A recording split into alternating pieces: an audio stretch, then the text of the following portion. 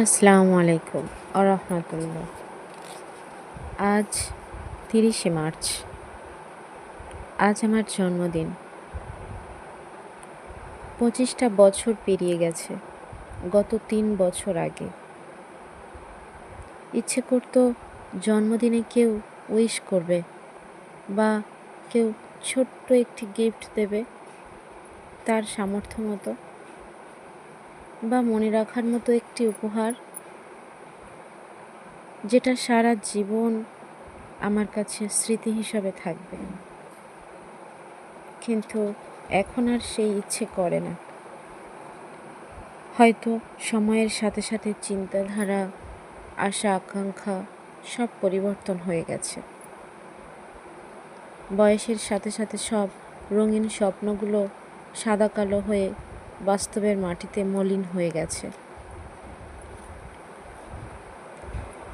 এখন মনে হয় শৈশব কৈশোরকালের সময়টা খুব ভালো ছিল।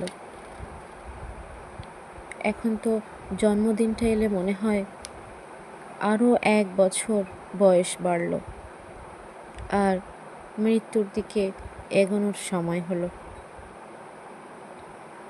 বয়সের ভার, সংসারের ভার, সন্তানের ভবিষ্যৎ, নানান চিন্তাধারা যেন জীবনটাকে আরও জটিল করে তুলেছে।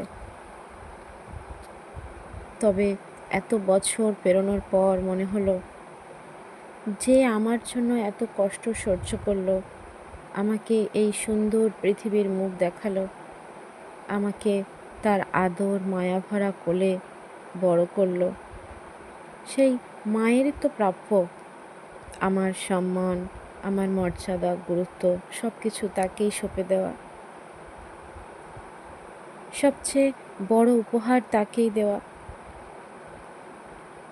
কিছু করতে পারি না পারি, তাকে সামান্যতম উপহার তার হাতে তুলে দেওয়া, যাতে করে সেই মানুষটি মনে করে, হ্যাঁ, আমি জন্ম দিয়ে ব্যর্থ হইনি, ভুল করিনি। কিংবা যে মানুষটা মাথার ঘাম পায়ে ফেলে আমার মুখে খাবার তুলে দিয়েছে, সেই বাবা মাকে তো উপহার দেওয়া উচিত। কিছুটা হলেও তাদের মনে একটা শান্তি তো আসবে। তাদের চোখে মুখে যে আনন্দ দেখব, সেটা শত কোটি টাকা দিয়েও কেনা যাবে না।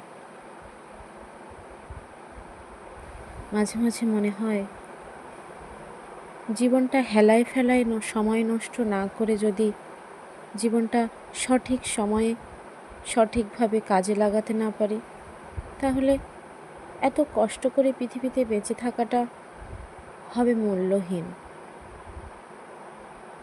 নতুন কোনো কিছু করতে পারা, জীবনকে একটু অন্য রকমভাবে, অন্য নিয়মে, অন্য রকম গন্তব্যে পৌঁছানোর চেষ্টা করা, যাতে কিছুটা হলেও এই পৃথিবীর মানুষের উপকারে আসতে পারি।